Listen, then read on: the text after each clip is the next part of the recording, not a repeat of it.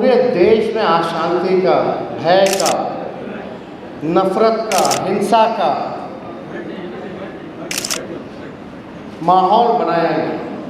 पहली बार देश में, मुल्क में अगर अल्पसंख्यक आयोग का अगर कहीं गठन हुआ था पूरे देश में किसी भी राज्य में, तो वो लालू जी ने सबसे पहले करवाया। 2014 से आप देखिएगा, जब से एनडीए की सरकार बनी है तब से लगातार देश में नफरत फैलाया जा रहा है, खास तौर पे मुसलमानों के प्रति, ईसाइयों के प्रति। जीतिएगा जरूर। आदरणीय लालू जी राष्ट्राध्यक्ष जब बिहार के मुख्यमंत्री बने, ठीक 1-2 साल के भीतर ही पूरे देश में भारी संकट आया। अब वो संकट आप सब लोग जानते हैं। मंडल के खिलाफ कमंडल की यात्रा चालू की गई और पूरे देश में अशांति का, भय का, नफरत का, हिंसा का माहौल बनाया गया। उस दौरान भी चाहे सत्ता में लालू जी ने कहा था, चाहे मुख्यमंत्री रहे ना रहे, सत्ता में रहे ना रहे, लेकिन बिहार में दंगा फसाद होने नहीं दिए।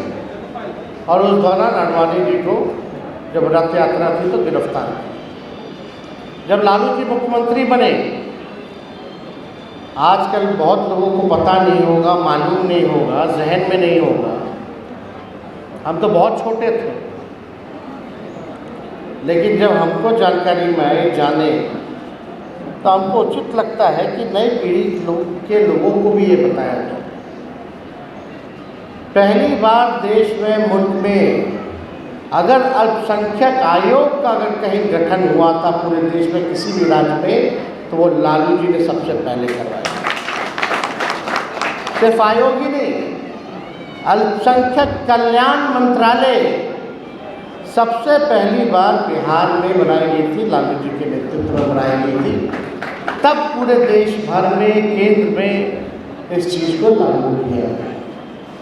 चाहे कब्रिस्तानों की घेराबंदी हो या कहीं भी दंगा फसाद हो जाता था तो डीएम बाद में पहुंचते थे, यहाँ से हेलीकॉप्टर लेकर के उस जगह मुख्यमंत्री पहुंच जाया करते थे और माहौल को अपने हाथ में लेते थे, कंट्रोल। तो ये दौर भी लोगों ने देखा है, जो पूर्व में हमारे पिता के साथ जो लोग रहे हैं, जो अभी भी हैं, वो इस चीज़ को जानते हैं कि क्या माहौल है। अब 2014 से आप देखिएगा, जब से एनडीए की सरकार बनी है तब से लगातार देश में नफरत फैलाया जा रहा है, खास तौर पे मुसलमानों के प्रति, ईसाइयों के प्रति, सिखों के प्रति नफरत फैलाया जाता है। किसान अगर आंदोलन करते हैं तो उनको खालिस्तानी बोल दिया जाता है। जो पंजाब के लोग, ये खालिस्तान है।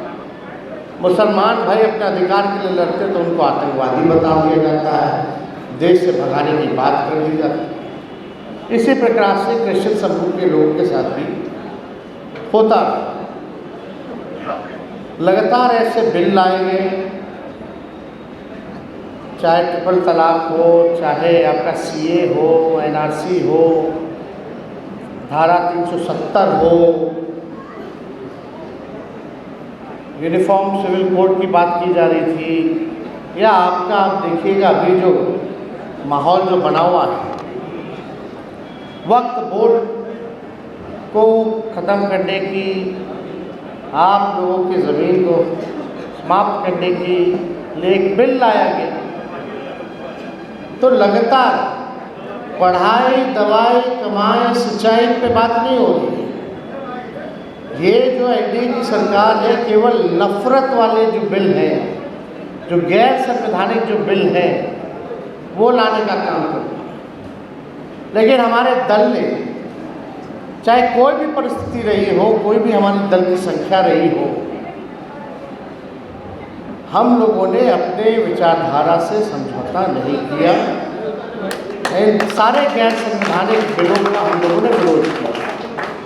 और ये जब वक्फ बोर्ड का जब बिल लाया जा रहा था, तभी राष्ट्र अध्यक्ष लालू जी ने और हम लोगों ने साफ तौर पे अपने सांसदों को कह दिया कि भाई जितने हमारे सांसद हैं कि किसी भी कीमत पे ये बिल जो है पास नहीं होना चाहिए, आप संसद में लड़िए।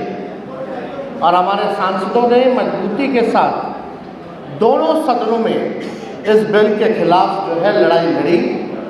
और आज इतनी ताकत है विपक्ष में, जो आप लोगों के दुआ से, आप लोगों के कृपा आशीर्वाद से संख्या बढ़ी है, मजबूत हुई है। पहली बार जो है नरेंद्र मोदी जी की सरकार में कोई चीज़ जीपीसी कमेटी में भेजा जा रहा है।